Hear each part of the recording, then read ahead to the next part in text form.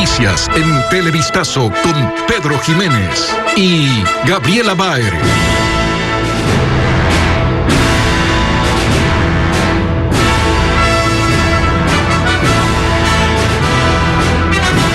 ¿Qué tal, amigos? Buenas tardes, bienvenidos a Televistazo. Empezamos las noticias aquí.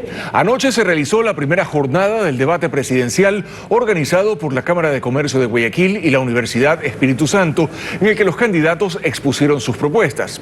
Hola, Gaby. Hola, Pedro, amigos, bienvenidos. Aunque hemos escogido sus comentarios más destacados en el tema corrupción, también hablaron del manejo de la salud durante la pandemia, empleo, política tributaria y comercio exterior. William Young cubrió este evento electoral y nos tiene los detalles. El encuentro se desarrolló en la Universidad de Espíritu Santo en San Borondón, con medidas de seguridad y protocolos de salud por el COVID-19. Eso obligó a los organizadores a dividir el evento en 2 días, cada uno con 8 candidatos, y así evitar que todos estén juntos. En la jornada de este jueves, el único que no aceptó la invitación fue el aspirante por el correísmo, Andrés Arauz, y su silla quedó vacía. Ya en el debate, el formato establecía que todos tendrían el mismo tiempo para responder. Cómo combatir la corrupción fue uno de los temas abordados, y en eso varios coincidieron en la necesidad de un nuevo organismo investigador.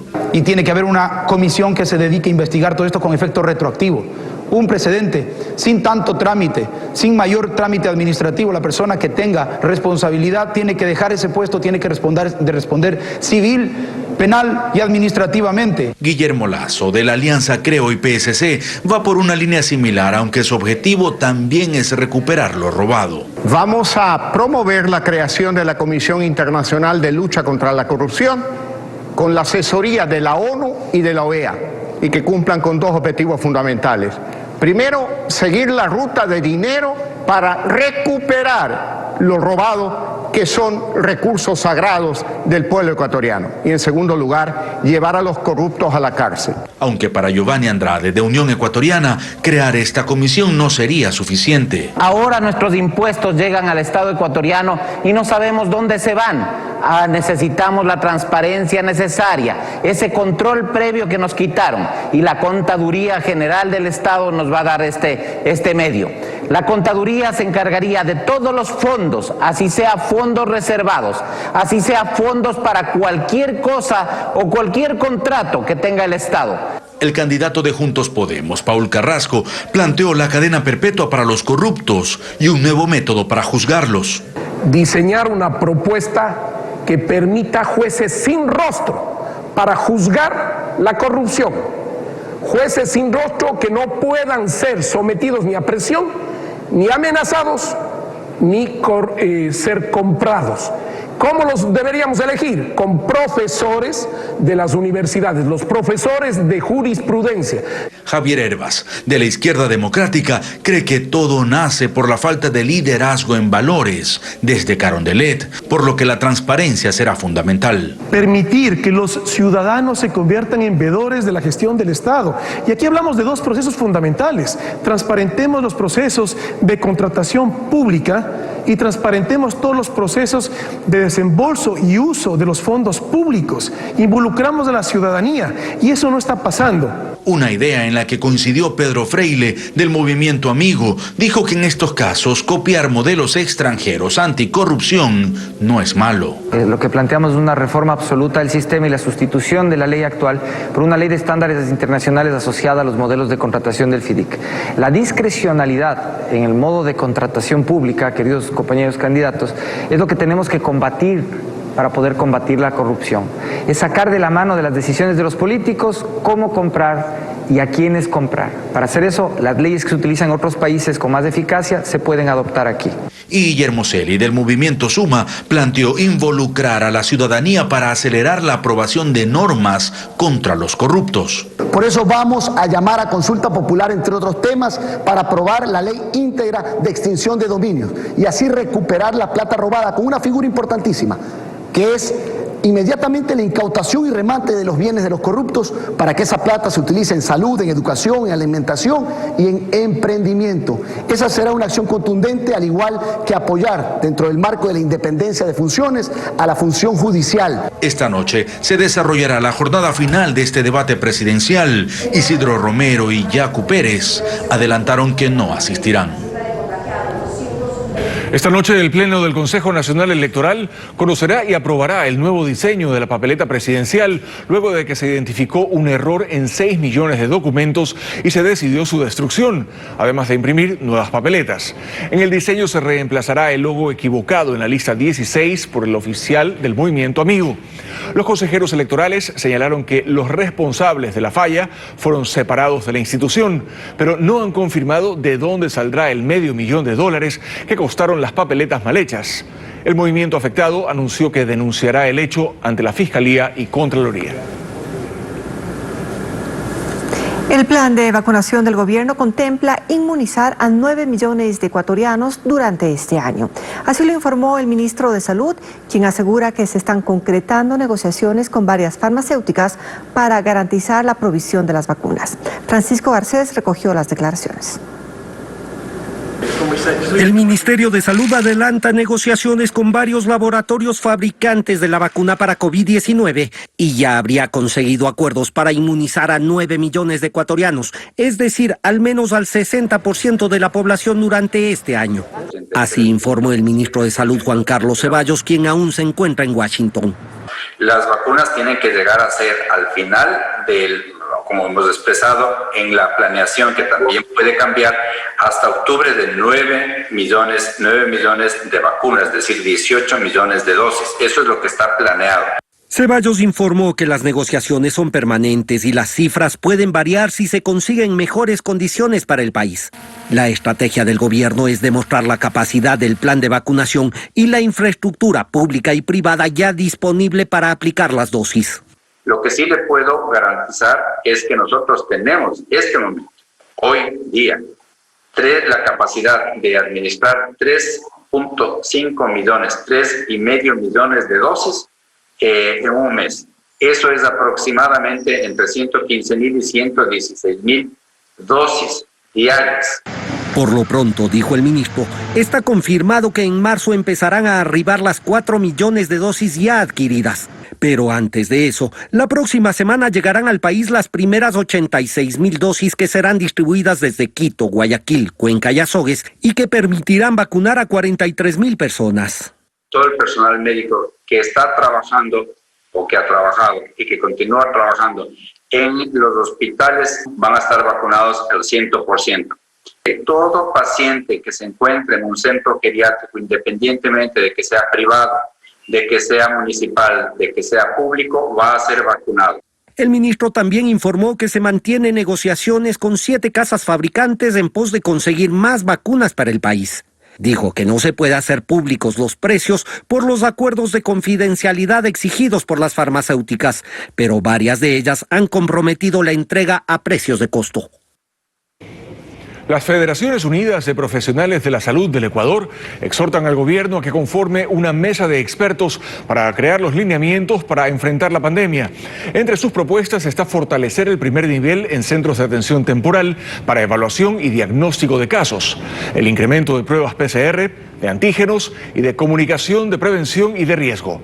También piden que se transparenten los indicadores epidemiológicos sobre el número de casos de COVID-19 en el país. El presidente de la Federación Médica Ecuatoriana indicó también la preocupación por el proceso de vacunación que se avecina. Esta mesa de expertos, los que manejen esta pandemia ante la lamentable y el fracaso absoluto que ha tenido el manejo de esta pandemia, viendo los números inconsistentes que presenta el ministerio y viendo la realidad del país y lo que estamos viviendo actualmente, ante la posibilidad de que el manejo de la vacunación en este país sea nuevamente un tema de inconsistencias. Desde esta mañana se desarrolla en la Brigada Patria del Ejército en Latacunga la reconstrucción de los hechos ocurridos el 30 de septiembre de 2010. La diligencia ocurre dentro del recinto militar en el que están vehículos y un helicóptero que se usaron en aquel día. La fiscal Claudia Romero lidera el proceso en el que participan unos 100 militares, además de 50 policías que intervinieron cuando se ejecutó un operativo para sacar al entonces presidente Rafael Correa del Hospital de la Policía. A esta reconstrucción de los hechos no se autorizó el acceso a la prensa. Una serie de sismos se registra desde el viernes de la semana pasada en la costa frente a Esmeraldas. Ocurren en una falla geológica. Freddy Barros con la explicación que da el Instituto Geofísico. Un sismo de 4.7 grados fue registrado a las 5:35 de esta mañana frente a las costas de Esmeraldas a una profundidad de 10 kilómetros. Según el Instituto Geofísico, el fenómeno es parte de lo que denominan un enjambre sísmico, es decir, una serie de temblores de varias magnitudes. Desde el viernes hasta esta mañana se han registrado aproximadamente 48 sismos con magnitudes superiores a los 2 grados. Los expertos informan que los temblores ocurren en una falla geológica. Sí, entonces hay unas fallas superficiales en toda esa zona, corticales, y las que hemos identificado en esta zona son las responsables, son unas fallas inversas en la costa fuera de Esmeraldas que son las fallas en donde está ocurriendo esta actividad. La falla se localiza en la costa de Esmeraldas y al momento libera tensión, proceso que se podría extender por días o semanas. Este es un claro ejemplo de la necesidad de que la población se prepare, porque estos sismos nos recuerdan que de la amenaza a la que está sujeta el área. Entonces esa amenaza no disminuye con el tiempo. Desafortunadamente es una zona, como toda la costa, es una zona sujeto a este tipo de actividad. El geofísico mantiene información y contactos con el EQ 911 y la Secretaría de Riesgos. El Instituto Oceanográfico y Antártico de la Armada ha emitido una alerta sobre la presencia de oleaje agitado en los próximos días. La institución mencionó que, sobre todo este fin de semana, el fenómeno será intenso. En videos aficionados se ha captado desde ayer las grandes olas registradas en varias playas de la provincia de Manabí y también de Santa Elena. Autoridades recomiendan a los bañistas y pescadores tomar precauciones. Cabañita de la hermanita Gloria con la hermana aquí. Nueva pausa y más adelante en Televistazo, funerarias confirman que Quito es la ciudad con mayor incremento de muertes en los últimos 2 meses. Enseguida los detalles. Además, hablaremos de la ocupación hospitalaria en Santa Elena, donde también se reporta un incremento de contagios de coronavirus. Autoridades navales investigan el incidente de 3 embarcaciones que quedaron a la deriva la tarde y noche de este jueves en el río Guayas. El dueño de las naves asegura que una masa de lechuguines destrozó el muelle en el que permanecían los barcos y otra de sus embarcaciones tuvo que ayudar en las maniobras para evitar que se choquen contra estructuras de la aerovía y del puente de la Unidad Nacional. La alerta se dio a las 6 de la tarde del jueves cuando 3 embarcaciones quedaron a la deriva y recorrieron aproximadamente 13 kilómetros desde el astillero donde se encontraban acoteradas. Durante la noche, miembros del Cuerpo de Bomberos y de la Armada actuaron para evitar que los barcos pesqueros impacten contra los muros del Malecón 2000, los postes de la aerovía y el puente que une Guayaquil con San Borondón. Esto mientras una cuarta nave con tripulantes ayudaba en las maniobras. Ante una posible colisión de los barcos contra el puente, el viaducto fue cerrado temporalmente en el sentido Guayaquil-La Puntilla. Esta mañana se evaluaron los daños. Quedó afectado uno de los balcones del muelle donde permanece la Perla. En el comando fluvial del Cuerpo de Bomberos, el mayor Jaime Roditi indicó que se rescató a uno de los tripulantes. Se dan contra la parte de la Perla y en el momento que se estrellan contra la Perla, se hace el rescate de uno de los marineros de una embarcación. Las embarcaciones salieron desde este muelle, ubicado en la zona del Astillero, en Portete y La Ría. Ahí encontramos a Juan Carlos Correia, propietario de los barcos. Asegura que las naves estaban acoderadas en el muelle, pero una palizada de lechuguines lo destruyó. El lechuguín prácticamente una isla golpeó y se llevó. Aquí no es que los barcos estaban mal amarrados, mire usted, me destrozaron el muelle. Se llevó cable de luz, reflectores, todo se llevó. Contratamos remolcadores, contratamos 2 pangas para traer los barcos a buen recaudo. Versión que es tomada en cuenta por la Dirección de Espacios Acuáticos DIRNEA, que investiga lo sucedido. El capitán de fragata, Javier Rubio, lideró el operativo de rescate de las naves. Y después se determinarán tanto las causas del incidente o del accidente, si es que así fue, como los responsables del hecho. Mientras tanto, durante toda la mañana el armador de los barcos nuevamente los acoderó en otro de sus muelles y ha reforzado las seguridades hasta que se cumpla el procedimiento administrativo y haya un pronunciamiento de las autoridades. Funerarias alertan sobre un nuevo incremento de fallecidos. Pichincha es la provincia más afectada, con una alza de 15% de diciembre a enero. Andrés Moposita nos cuenta más. Quito es la ciudad con el mayor aumento de fallecidos en los últimos 2 meses, según la Federación Nacional de Funerarias del Ecuador. Al momento se contabiliza un promedio de 12 a 20 cremaciones diarias en la capital, de las cuales el 50% corresponde a casos de COVID-19. Así lo manifiesta Sebastián Barona, coordinador de la entidad. Pero actualmente en el mes de enero estamos ya viendo el rebrote y hay nuevamente fallecidos por COVID-19, a diferencia de los meses de septiembre, octubre y noviembre, en el cual realmente se redujo la tasa de mortalidad en la ciudad de Quito. Agrega que las funerarias en el país reportan un alza de muertos del 10% este último mes. Dice que lo preocupante es el crecimiento sostenido que se viene registrando. Tenemos un rebrote en Ambato, los crematorios en Ambato han tenido nuevamente mayor actividad, Quito y también nuevamente se ve en Guayaquil. Los especialistas en epidemias consideran que dicho incremento es consecuencia de la indisciplina ciudadana que se vivió en diciembre y de la alta ocupación de camas de cuidados intensivos que presentan los hospitales. Y los muertos de Navidad y Año Nuevo comenzarán a aumentar a fines de este mes y principios del próximo, ¿no? Y eso va a suceder y tal vez después de eso comience a bajar si es que la nueva variante del virus no comienza a circular en el Ecuador. Narváez exhorta a las autoridades a tomar nuevas estrategias a fin de evitar otra situación crítica por la pandemia. El ministerio y en general no se ha hecho la estrategia de búsqueda activa de casos en los barrios, en los lugares de más alta transmisión y el rastreo de contactos, que es identificar a las personas asintomáticas, grandes transmisores. Y para eso las pruebas rápidas de antígenos son ideales. La parte que les corresponde a los ciudadanos es extremar las medidas de bioseguridad y tener más cuidado con los adultos mayores. Personal de salud que atiende a pacientes con COVID-19 en los hospitales Luis Vernaza y Roberto Gilbert de Guayaquil serán parte de la fase 0 de vacunación. Así lo anunció la vicepresidenta de la República, María Alejandra Muñoz, en una reunión con los directivos de la Junta de Beneficencia. Las primeras 86.000 dosis llegarán al país a partir de la próxima semana y serán destinadas en forma gratuita a los profesionales de la salud de primera línea en atención a enfermos por la pandemia.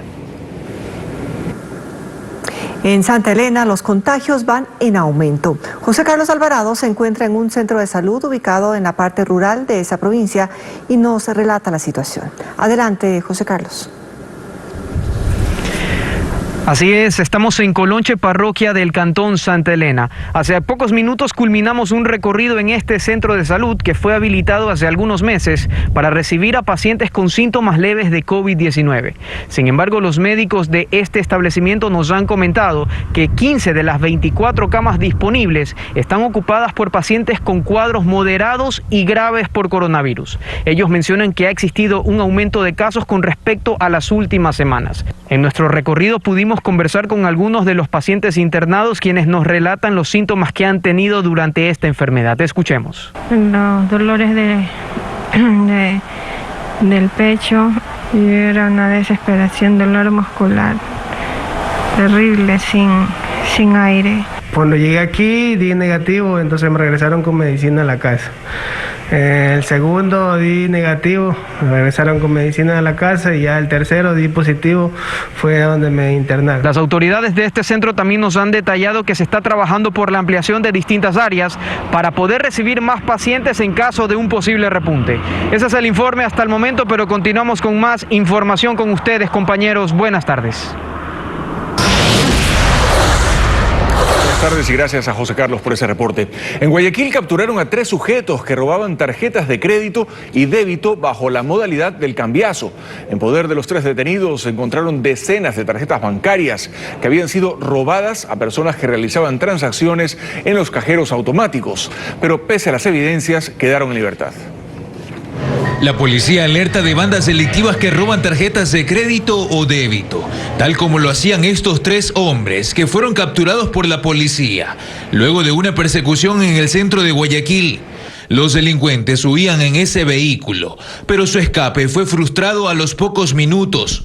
Los uniformados los inspeccionaron y les encontraron cerca de 30 tarjetas de débito y crédito que habían sido sustraídas a diferentes personas. Así lo describió un agente de la Brigada Anticriminal que ejecutó el operativo. Ellos tratan de buscar personas un tanto vulnerables, como personas de la tercera edad, quizás mujeres con niños en brazos, que van a los cajeros a realizar transacciones de retiro. Según la policía, los detenidos serían parte de una banda que roba bajo la modalidad del cambiazo.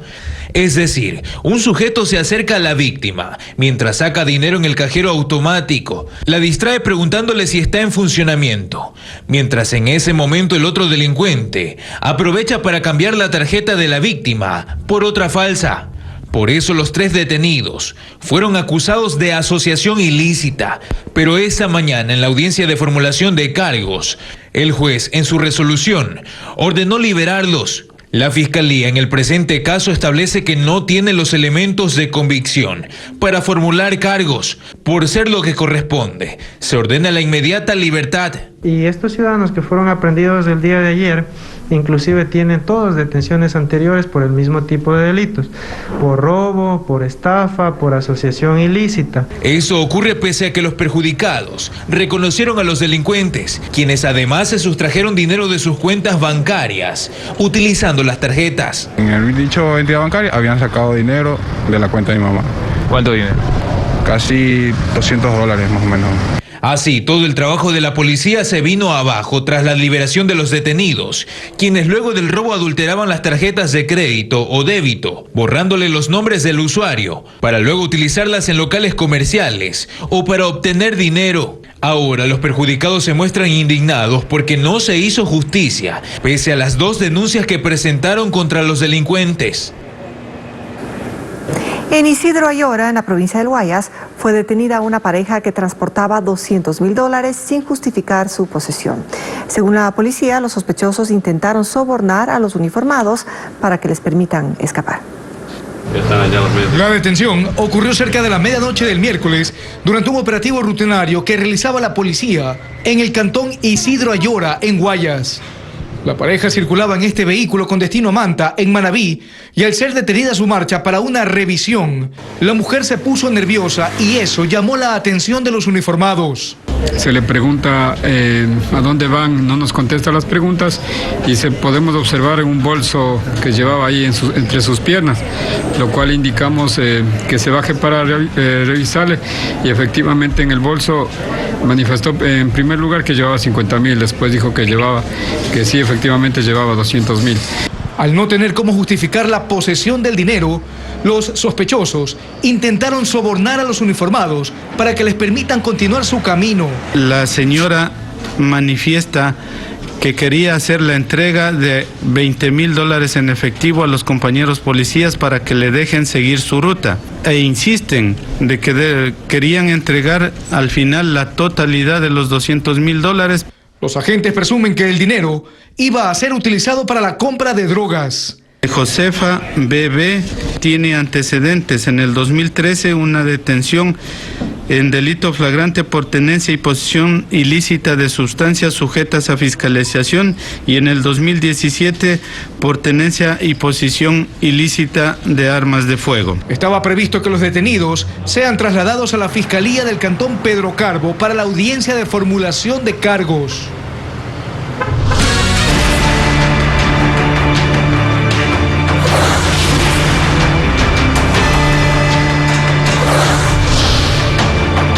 Elecciones 2021. Jóvenes a la Asamblea. A sus 22 años, Carolina Moncada es la candidata más joven de la lista del Partido Social Cristiano a la Asamblea Nacional. William Young nos presenta algunas de las propuestas de esta ex reina de Durán, que plantea reformas legales para mejorar el sistema de educación superior. Para entrevistar a esta joven candidata fuimos al Cantón Durán. Allí encontramos a Carolina Moncada junto a su equipo de trabajo del Partido Social Cristiano. Nos cuenta que este vínculo con la política surgió cuando fue reina de esta ciudad hace 5 años. Participó en programas de ayuda social y apoyo a la comunidad. Desde allí el interés por servir lo derivó a la política e ingresó a grupos juveniles del PSC. Yo creo que todo ser humano, cuando inicia algo nuevo, algo diferente, si existe ese temor, pero es algo que yo siempre lo he querido. Tiene 22 años y combina sus estudios de comunicación social con la campaña electoral. Siendo tan joven, ¿cuál es tu preparación para ser asambleísta? Yo acepté la candidatura porque siento y sé que yo puedo ser la vocera de la juventud ecuatoriana.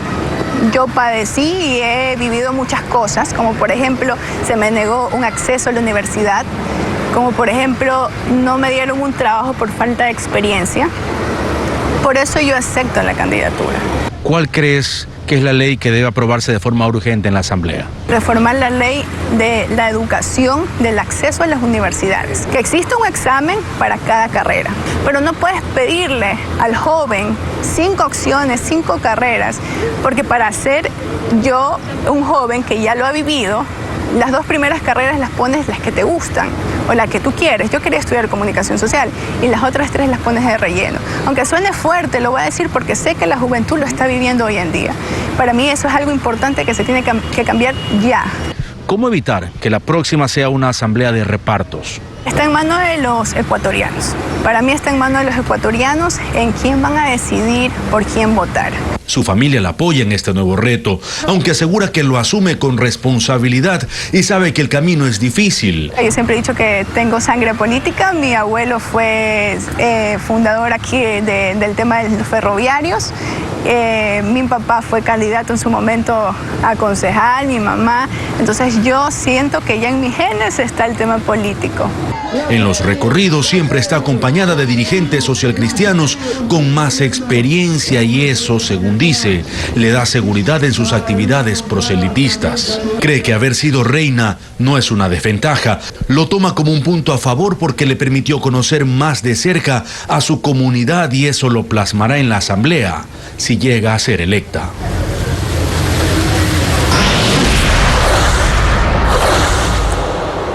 Confeccionar mascarillas y chompas de bioseguridad. Una iniciativa de empresarios en Tungurahua luego de cerrar sus puertas por la pandemia. Una alternativa con la que buscan reactivar a un sector que da empleo a decenas de familias. Nuestro corresponsal Fabián Villa nos cuenta.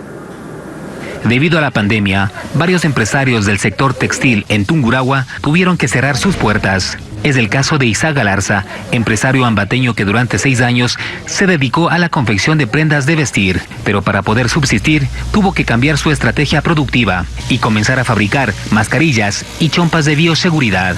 Cuando llegó el gran encierro, al igual que el resto de emprendedores, al igual que el resto de empresarios, me asusté, nos fuimos a las casas y todos nos detuvimos. Por esas casualidades de la vida, decidimos empezar a fabricar mascarillas.